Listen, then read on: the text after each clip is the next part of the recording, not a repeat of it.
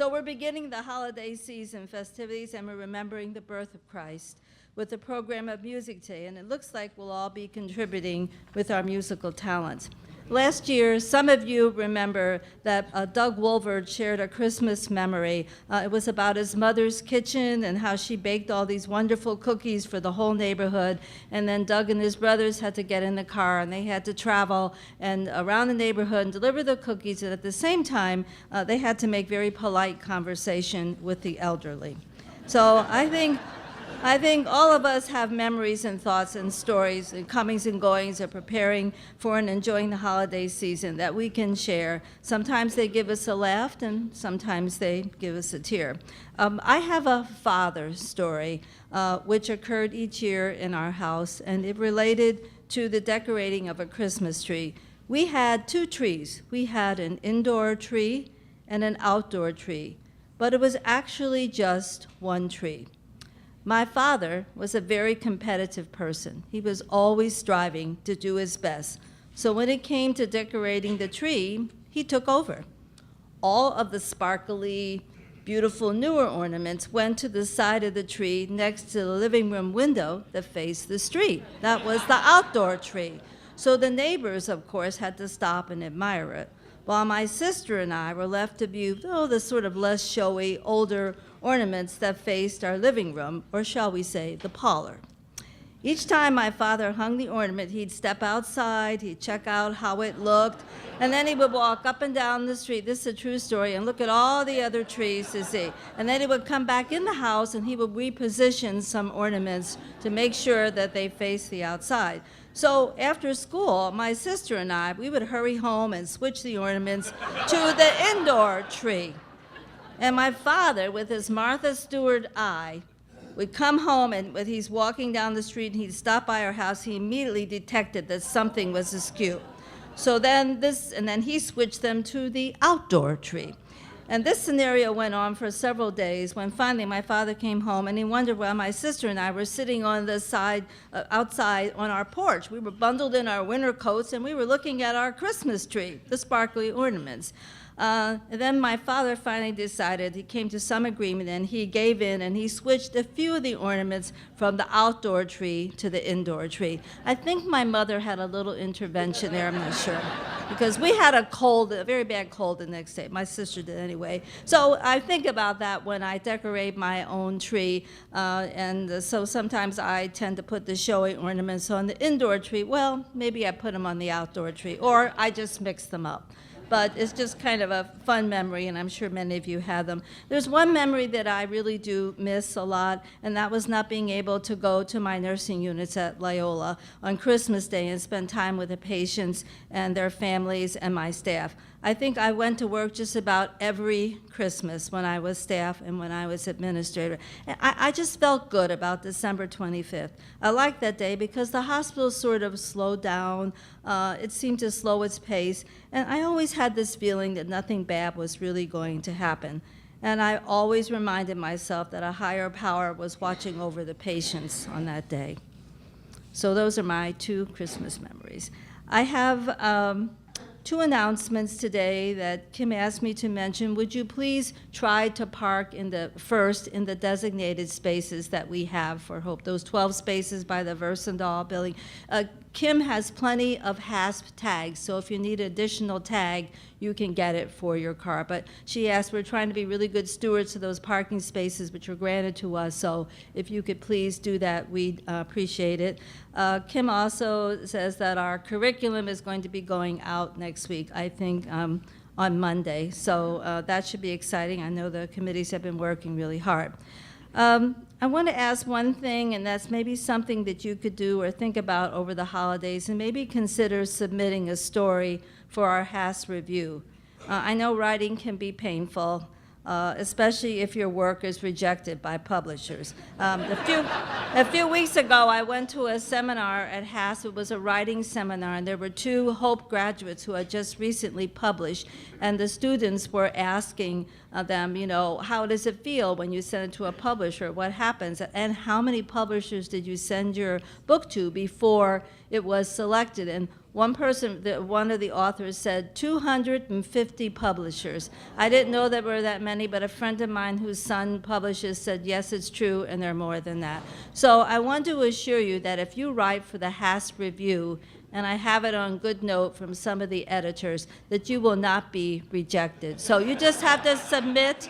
You just have to, submit to one, publisher. That's the HASP Review Press. And we have some very experienced editors and writers, and they will help us get started. So something to think about when you have downtime after Christmas.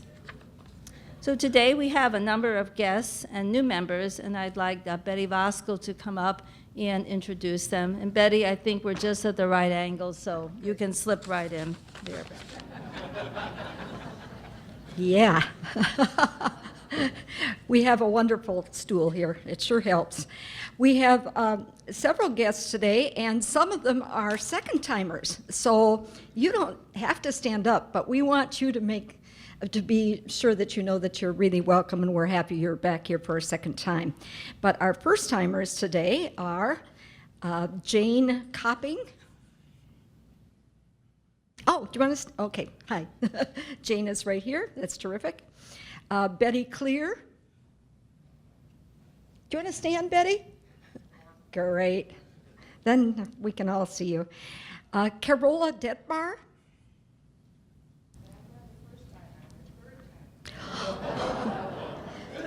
Well,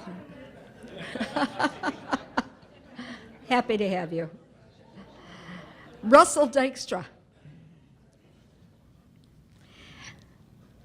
Jeff Engelsman. Dennis Mott. Oh, there, okay. Jerry Snyder. And finally, Mark Newsma. Oh, hi, Mark. Nice to see you again. Sorry, old colleague. Haven't seen for years. Okay, great. Our new members, and again, I would ask that our new members come up here so we can all see you for this last time before you're just one of us. No special treatment after today. We start with Bob Copping, whose mentor is Richard Swanson.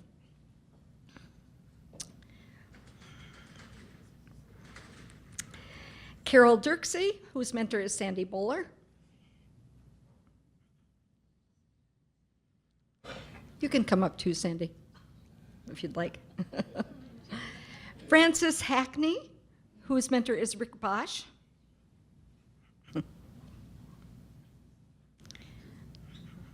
Nancy Miller, whose mentor is Mary Vincent.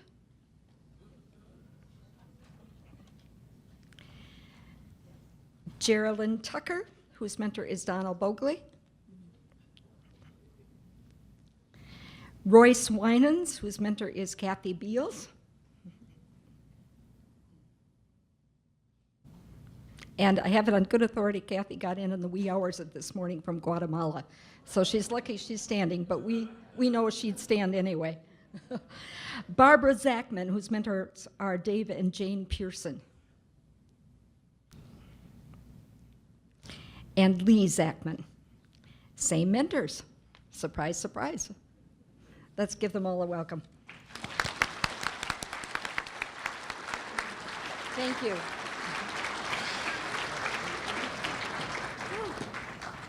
Well, it looks like we have a great program this morning, and I'd like to have Peter Deedy, the chair of our program committee, come up and introduce our speaker. I'll leave the glasses up here if you need to see.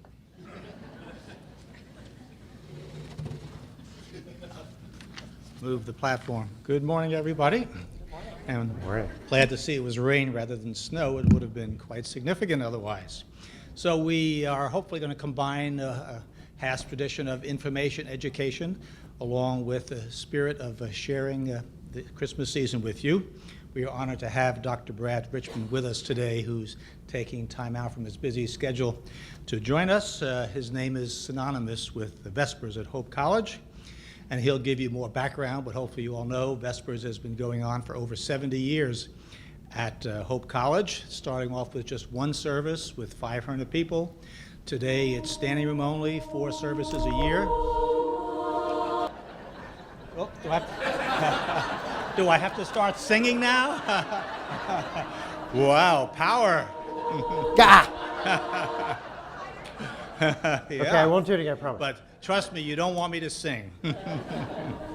So hopefully you all read the Dr. Richmond's biographic summary in the Haas Bulletin. And perhaps I'm being given a hint that this is time for me to pass the baton to Dr. Richmond. He has traveled extensively. And he is just a historic landmark at Hope College. And I think I'm going to leave.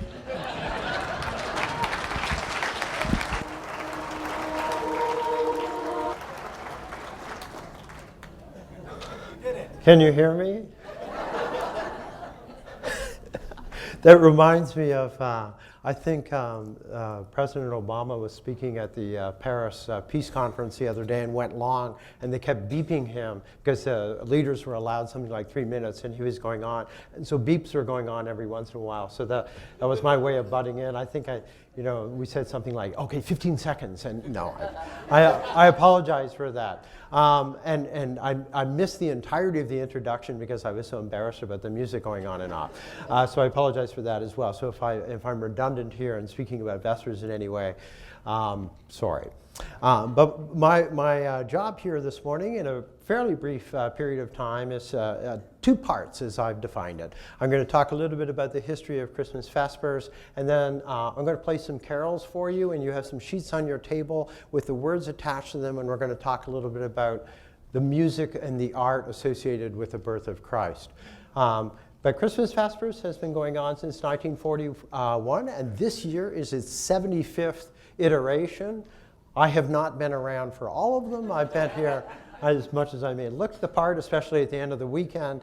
I've been doing Christmas Vespers this will be my 18th year. So in terms of its longevity, I'm still a bit of a neophyte. But I'll do my best to answer any questions you have at the end and talk with you a little bit about it.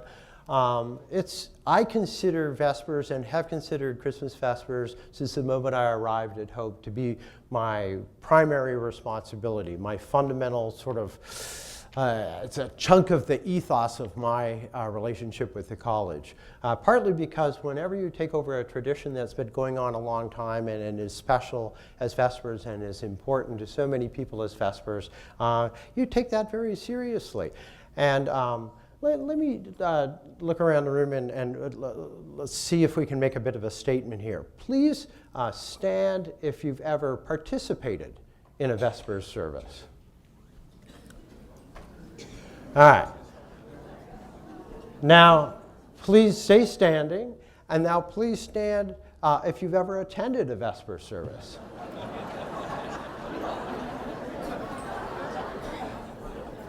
Okay, now have a seat. Here's my question. Why on earth am I here? You guys know the drill as well as I do, and some of you better. But it's an absolutely wonderful thing to be a part of. And when you see this many people stand and you magnify it by many, many other people who have been there over the years, not once, not twice, but for decades. And we always make that point in the service or in the process, maybe by service 3, sometimes service 4, where I gather the choristers before we go up. And we have a little chat about, notes about, okay, work on this piece, a little bit louder here, that kind of thing. But then we start talking about the fact that it may be the 4th time we've done the service this weekend. But it's the first time that this particular congregation will be there. And among the people in that congregation will be people that are there for the first time. And also there will be people there that are there for perhaps the 30th time. And perhaps for the first time, and this is the sad part, without the person that they attended the previous 29 with. And I don't say that by way of casting sort of a maudlin pall over us before we go up, but just so that we remember that traditions like this run deep in ways that even for those that are connected to it like we are as performers, that go well beyond our understanding of it. And it's a good time for us to be subjective and not objective about our approach to Christmas Vespers. The other thing about Christmas Vespers, and you all know this, is it's not a concert. It's a service. And and it's always been important to me, and I know that it was to those that preceded me, that it remain as such, that there be this sense that it begins as a service and ends as a service with readings from scripture and poetry and carols that combine to sort of bring out the spirit of what it's all about. And I think that's really important. And there's been controversy over the years. Not controversy, but people, my name's on the back of the program as chair. So if President Knapp or then President Boltman aren't getting the complaints, I'm getting them. And of course, many people write to talk about how much they enjoyed the service. But sometimes when we stopped this about 5 years ago, I mean, we could talk about this later if you have opinions, but we used to allow applause at the end of it. And for me, that broke the spell. And I personally felt that there should be, after the last notes played, silence and reflection as we left the building. And when I inherited Vespers, in fact, back in the day, the organ postlude would be going on, and when the candles were snuffed, which does symbolize the end of the liturgical moment of the service itself, people would get up and begin talking and sort of mill their way out, and some would stay and the organ would finish and those that were remaining would clap. And I always thought that took away from what I always aim for is a culmination of the spirit and the idea and the theme of that particular service as related to the spirit of the season. And remembering as well that this moment inside Dimnan Chapel renders for us, those of us that are participating, one of those brief, and they are too brief, moments during the Christmas season when we can get away from the din. Because it's everywhere. It's really, really hard to escape. And we know that. We all feel it. We all complain about it. But things like Christmas Vespers are opportunities for us to escape that. And what I'm going to do for you a little bit today, and we can come back and talk a little bit more about Christmas Vespers later. I do have an anecdote that I would like to tell about that before I start. But what we're going to do after I tell you my anecdote is that you have 5 carols in front of you, and we're going to talk a little bit about the art and the poetry and music that are associated with the birth of Christ, which goes back thousands of years. And I'm going to play for you 5 carols that are excerpts from a brand new CD that has come out of the Hope College Chapel Choir. And these are, it is a compilation disc of Vespers anthems and carols from 2003 to up to including last year. But they are the carols that are the quieter ones, the more reflective ones, the ones that in the service, my favorite parts, allow everything to sort of hush and become quiet. And there's a real sense of communal spirit in the context of those nice quiet moments when the lights are dimmed and just lovely things happen. Personally, my favorite spot in the service is right towards the end, and the chapel choir ends up singing a piece in the round, and then all of us stand, if we're able, and simply sing without accompaniment at all, Silent Night. And it's not for the splendor of the musical moment, but for the sort of quiet interaction that we share between ourselves within that context. And I love that. And so for that reason, I'm, in a way, compiled this disc, and that's what I want to talk a little bit about today. But before I do that, one quick anecdote. So my role in Vespers, along with the Director of Orchestras, is, of course, to conduct the groups for the most part. But the Director of Orchestras gets to sit in the front for you and then just walk up the stairs to the podium back and forth a few times in the service and do his or her thing. But I'm all over the building. And I have to say, after 18 years, I'm not as quick as I used to be. And back in the day, when I would do something down front and the chapel choir would be up in the gallery waiting for me, they would time me through the services as to when I would get to the podium upstairs. And I think my record was 17 seconds. And I'm not close to that now, believe me. But here's the anecdote. About 5 years ago, I think it was, maybe a little more, 4 or 5 years, I played tennis pretty regularly. And in late October, I was playing tennis one day and popped meniscus in my knee. And that hurt. But I won the point. So we went. So I went to the doctor, and we scheduled surgery for January. And in the meantime, I could walk around on it, and it wasn't that bad. But I was nervous about the services themselves for good reason. Because imagine Dimna Chapel, and you're in the sanctuary in the front, and then you go through the back side doors, and then you run all the way downstairs underneath, and then you go up 3 flights of stairs into the gallery 2 or 3 times in one service, having to do that 4 times over the weekend, and having a short period of time in which to do it. And I was worried that either my leg would fall off or just the pain would get to the point where... So my doctor was good enough to come in before each of the 2 services on the Saturday and then the Sunday with a cortisone shot and a needle. And I went into the room where we have some of the gear and whatnot stored.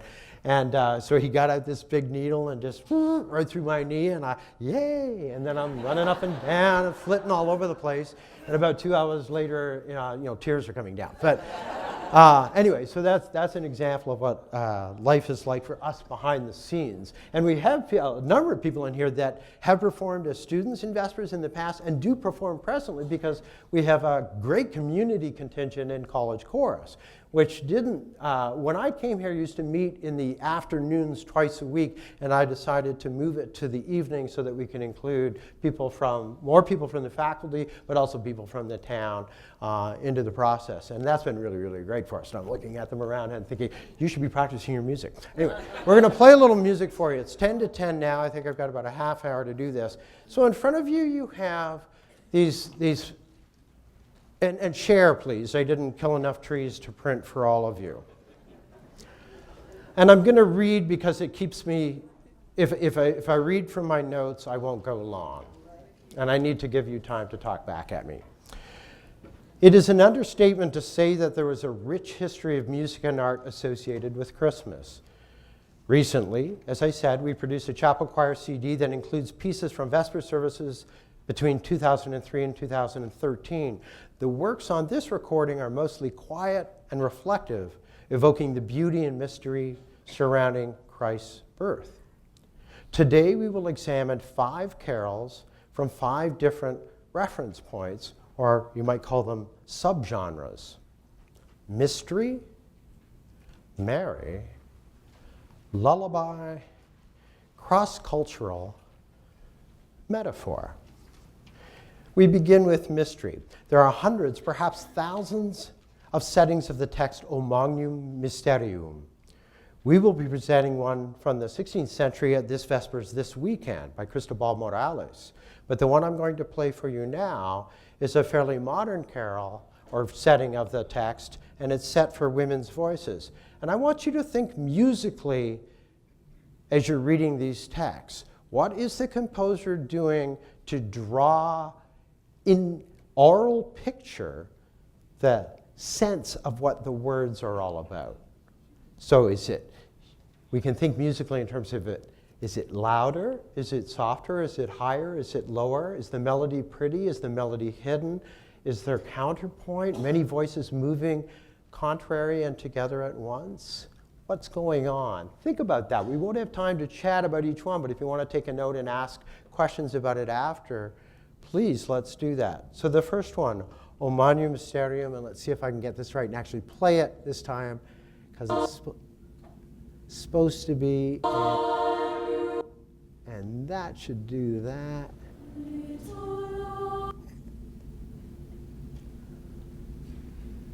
Yeah, so it worked perfectly when, here you go.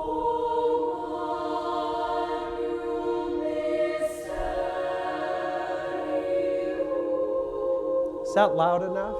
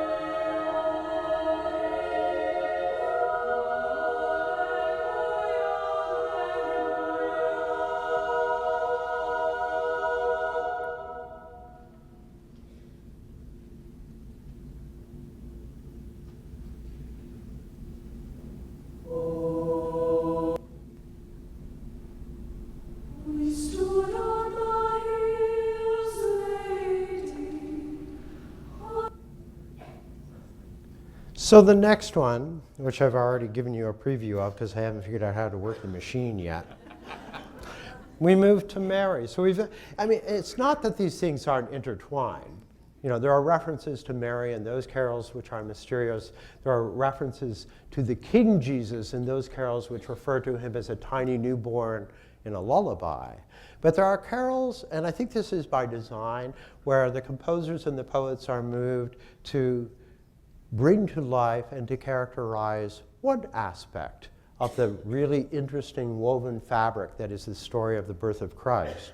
So the second one is Mary. Now, Mary can be presented as the mother of God in one context, or simply a lowly maiden in another context. The mother of Jesus is undoubtedly, aside from the Christ child himself, the most highly referenced character in all of the Christmas carol literature. As I just said, sometimes she is treated with an almost godlike reverence. Elsewhere, she is seen simply as a lowly maiden.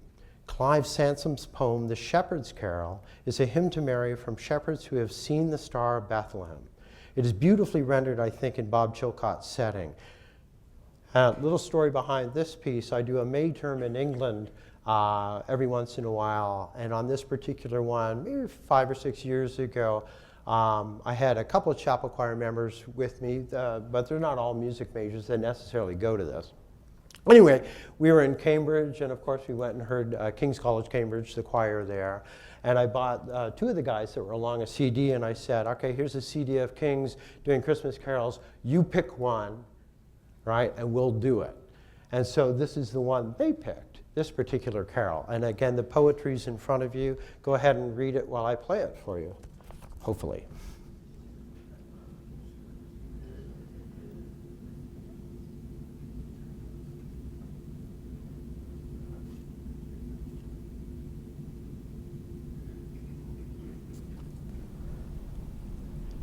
We stood on the hills, lady, our days were done, watching the frosted meadows that winter had come.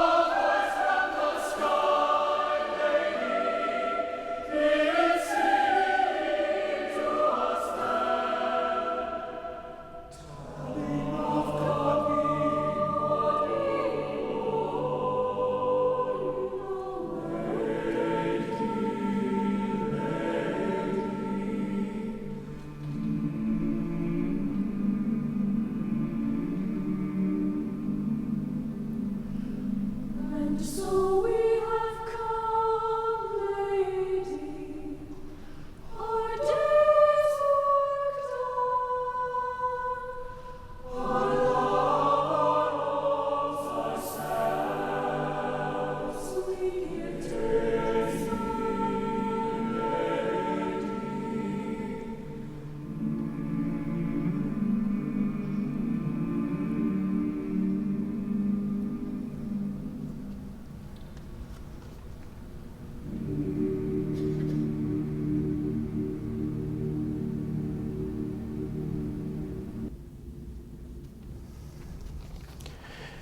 We now move into the subgenre of lullaby. In many ways, similar to the one we just heard, at least in its approach and characterization of the birth itself, the human side of it, the fragility of the baby.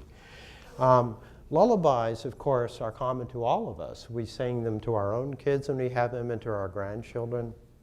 And so the quality of music associated with a lullaby in a Christmas carol or an art setting is often very similar to those that we would use in any other context. But the difference is that lullabies associated with Christ almost always, you could probably find exceptions to the rule, but there aren't many, they almost always portend the tragedy that is to come. And it adds a bit of a sadness and almost potentially a bitterness to what is otherwise characteristic in lullabies of absolute sweetness and comfort. This one very subtly does so. It simply talks about sleep, Jesus, dormi Jesu, please sleep. I feel better when you're asleep. And it's almost the music itself, and again, just in a subtle way, that creates this anticipation of, but it won't always be this sweet and nice. Things will change.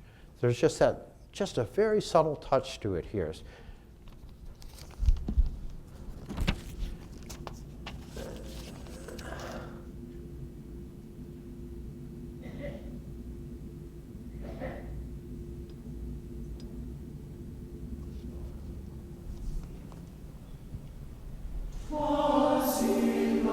But that wouldn't be it.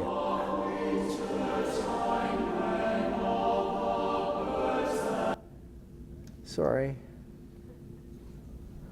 We'll get there.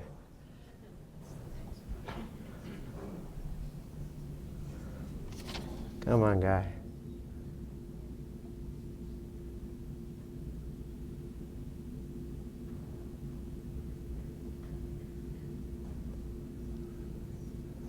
Ah, man.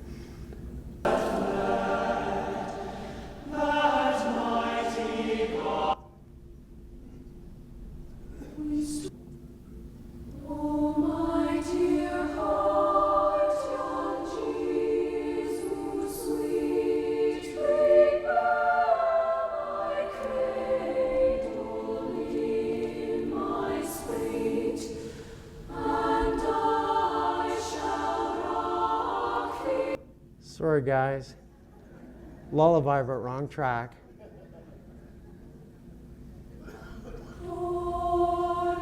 Voila.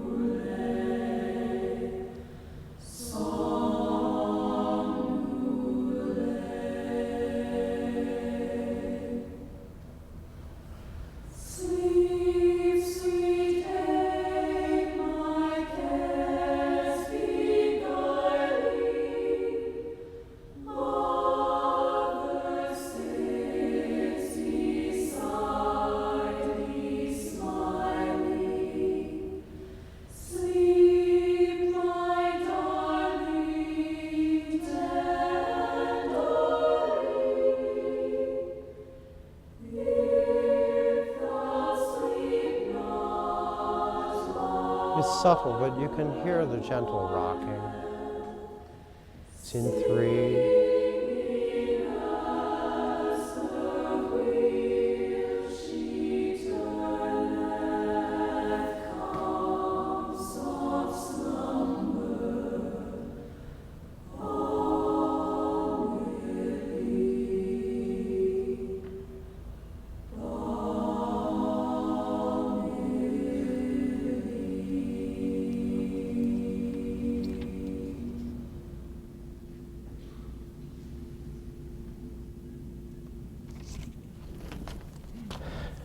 Now we move to the subgenre cross-cultural, which is a really interesting one as you look around the world and you hear the carols from different parts of the world, and you remember where Christianity was rooted and into Europe, and then Northern Europe it grew, and then of course it becomes transported like other cultures were transported from one part of the world to the other ideas.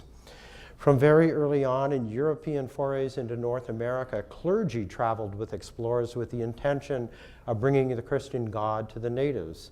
As in Africa, Asia, and other parts of the world, this often led to a merging of indigenous and Western traditions. The Huron carol, or as it's called here, "'Twas in the Moon of Wintertime," is attributed to the French priest Jean Le Brébeuf. Our arrangement is by Michael Larkin. As you read the poem, you'll see very quickly that there is a mixture of traditions at play. How many know the tune to this?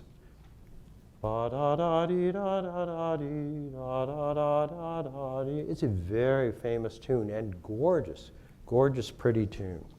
Nice arrangement, I think. And I want to play the right one, so let's go here.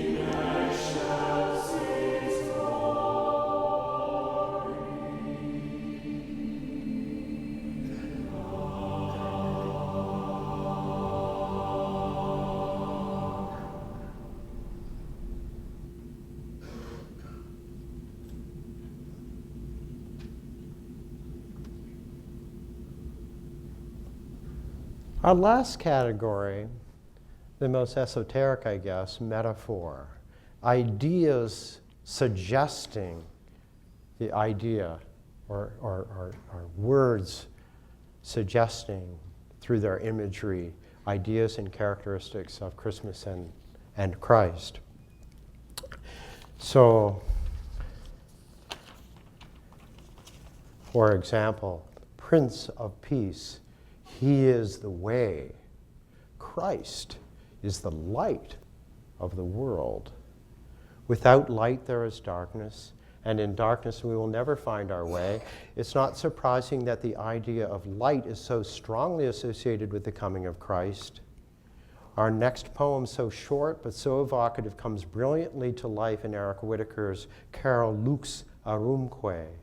Whittaker's writing style exploits the shimmering overtones that are brought out in the massive choral harmonies. He moves fluidly between thick and sparse textures and exploits a wide tonal range. Why did I say all of this? Because here you're not listening for a melody per se, or a rhythmic idea per se that continues and captures your attention, but you're listening to what music can do, and especially choral music and voices, within the context of changing textures. So imagine textures as a rich tapestry of colors that come and go, or simply the texture of light in a forest where you walk from one tree to the next and the light comes right at you, and then all of a sudden it's filtered by branches and foliage. It's always changing. It's changing as you walk, and it's changing because the sun moves through the sky. It's changing in all contexts. It's ephemeral. It's never static. That is light. So the idea of Christ as light will take many forms of light, both subtle and brilliant.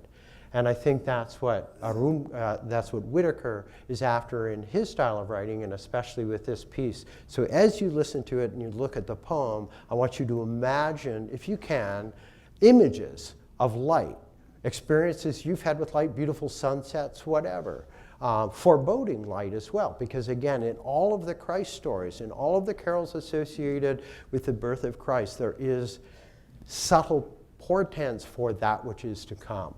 So, Eric Whittaker's evocative Lux Arumque.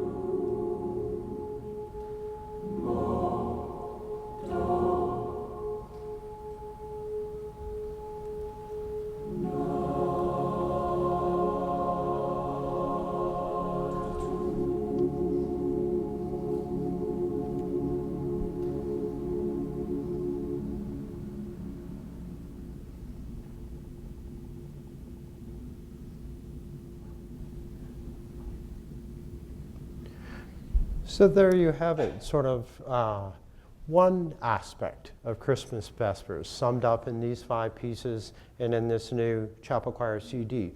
For me, I love all aspects of Vespers. I love the readings. I love to hear different people. I hear many of the same readings every year, but I find readers that are fresh and new every year and bring their own perspective and voice to those readings. It moves me. And I'm moved too to be in front of a group singing the Hallelujah from the Mount of Olives by Beethoven, which we'll be doing this Sunday, or African renditions of carols like Bethlehemu. But I'm equally moved, and maybe even more deeply moved, by that which is most quiet and most introspective. And I find these moments in the service when I'm not having to run from one place to another, where a hymn's going on, and I do have to go somewhere else, but I'll walk outside for a moment, and I'll hear the hymn sort of filtering through the stained glass windows out into the quiet. And if it has snowed, and many years there is some snow on the ground, and there might be stars in the sky, it's just, for me, this great quiet moment that allows me, given all that I have to remember in my head and where I have to be and all the music and all, a little respite from that, right smack in the middle of the event itself. There's no other concert context where I can ever get that. But in Vespers, perhaps in a context where it means the most, I am afforded this, and no one else gets to do that, and it's a pretty sweet moment. So in a way, that's why I picked these pieces to play for you today. But let's move on now with any questions you might have for me about either the music you just listened to, the poetry, or Vespers itself, or issues of, I don't know, as we approach the end of the NFL season, I might have ideas about it's not looking good for the Patriots anymore, so anyway. One back here.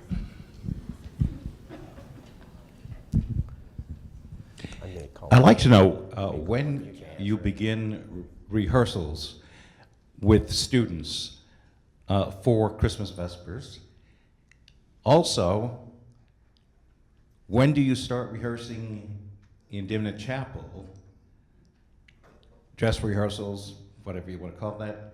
And I note that there are professors who are part of the grand choir, teachers and so forth. Do they have to audition for that? Do they have to have any kind of musical, not necessarily knowledge, but a voice? All they have to know is which way's up. That's my only thing. Well, maybe even past on that. No, so there are two choirs associated with Christmas Vespers. One is the Hope College Chapel Choir that you just heard, and of course the chapel choir tours and meets 4 times a week, and so we meet very, very often. But the other group is the Hope College Chorus, and the College Chorus of which you're speaking, which includes townspeople, is a non-audition group and always has been non-audition. And that means the students can participate in it without audition, and they might be doing this kind of thing for the very first time. And I always say to my conducting students and the students I oversee for education, if you want to come and see me in action, if you want to hopefully learn something, then come to rehearsals with College Chorus. And the reason is because with chapel choir, I have a level of skill that's all above this point. And I can work within that and aim in a direction both by rehearsal and by sort of collections of rehearsals to get where I need to get. But when you're working with, and that's not to demean anybody, but they're just coming in with every level of talent. And some people can't read music and some people can. Some people have strong voices, some don't. I do a lot more teaching in that context. So College Chorus, which only meets once a week, begins rehearsing Vespers music at the beginning of the semester. And when you count up the rehearsals, and they lose some because of things like a fall break or critical issues or something like that, because those are on Tuesdays, they don't have that many. We get into Dimnit about 2 weeks out and begin our Tuesday nights in there, and then this week we're in quite a bit. Chapel choir, same kind of thing. They're rehearsing more often. We're also working on our spring literature and other things for tour, but they'll get into Dimnit at this time of year and start practicing their stuff. Yeah. Well, Could you comment on the effect you notice on the day when there are 3 performances, I believe those are Sundays, as the daylight gradually disappears? And say that again, the day. On Sundays, I think there are 3 performances. There are 2 on Sunday. Well, there used to be 3 on one day when I That's was correct. in the choir. Yeah. And I would notice that the daylight would gradually disappear with a unique effect. I wonder if that comes to you at all. Well, it comes to me in a couple of ways, and one is that's an excellent point. In the old days, Vespers used to meet 8 o'clock Sunday night, and there were 3 services on Sunday. And we started changing that because we wanted the students to be done earlier on Sunday, especially when we butted up against exam week. So now there are 2 services Saturday and 2 services Sunday. But I still very much am aware of my favorite service visually to be in, and that's 2 o'clock Sunday, because at 2 o'clock Sunday, the light is coming through the windows.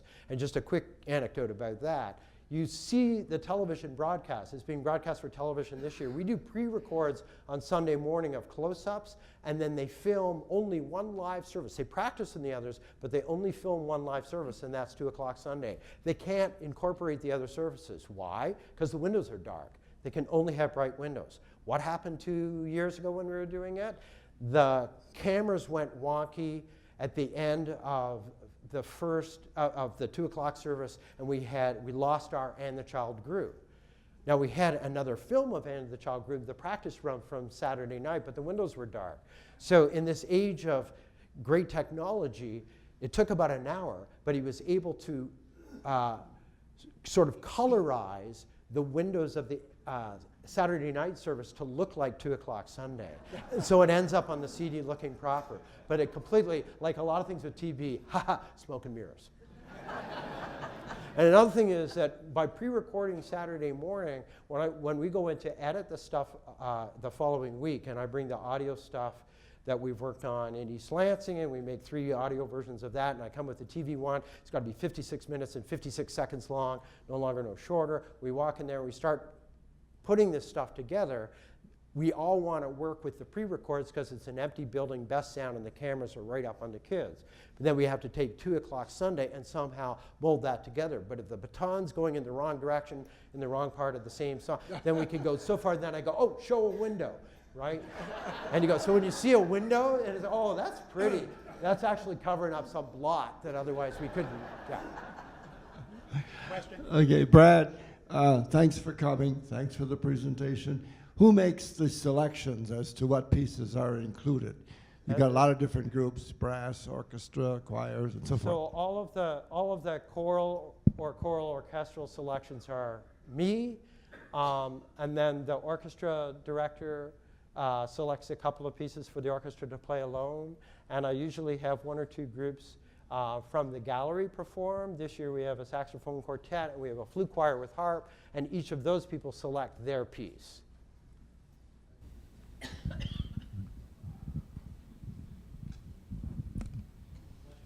Yes, thank you. I would like to thank you for presenting your past presentations on CD for listening at home and making part of our Christmas season. This new CD that you've got coming out, is this now available, and if so, where? It is. In fact, you're the first people to hear it in this iteration. Boxes arrived a couple of days ago, and it's in the Hope College bookstore. One more question here. Okay. Coming. I want to ask about a phenomenon that I notice in church choirs as well as here today. And I almost hesitate to do so because it may be my fault that I wear hearing aids, though I have the loop on them, so I hear pretty well. The phenomenon is this: when I hear the choir sing, I cannot hear clearly articulated the words of the poem. And since I value poetry highly, it bothers me. And I'm wondering if, as you teach choirs and singers, do you stress articulation, or is your goal to meld or weld the words into the music so that the voices are merely instruments, not articulated language? Right. That's an excellent question. It really comes down to the type of music itself and the complexity of harmonies and everything else associated with it. Yeah, we stress articulation like crazy, but in the pieces you heard today, this collection of pieces especially, and this is why I wanted to hand out the poetry, you can't always hear it, and there's no way you'll ever be able to. And part of the reason for that is to say a consonant, k, s, p, it's gone as soon as I say it, and it has only in its audio scale, that is its spectrum of overtones and things like that, a very small sort of list of partials, harmonics. But when you attach several voices together, especially when they're singing a cluster chord, then you're not only hearing the notes that they're singing, the fundamental notes, but you're hearing a display of overtones above that. You don't identify those as specific pitches, but they're there. They're the sparkle, they're the brightness, they're that which in a nice building really resonates beautifully. But at the same time, they're so broad and powerful that they'll obscure inner text. And the question of text in music goes back to, if anybody's familiar with the Council of Trent, when one of the things considered by the Catholic Church as they were moving forward in the Middle Renaissance and Protestantism was growing, was music in the church had become complex to the point where they could no longer hear the words of the Mass clearly. And supposedly Palestrina came along and wrote the Pope Marcellus Mass, which saved polyphony in the church because the words could be clearly heard in it.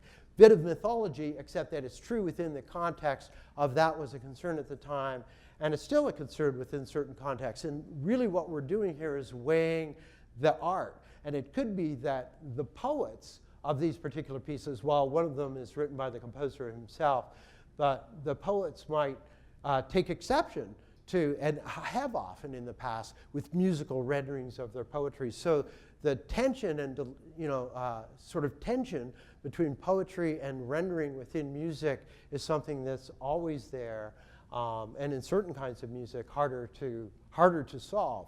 In other kinds of music, if it's homophonic, that is everybody speaking the same text on the same rhythm, it's easy to achieve, right? And should be. Good question.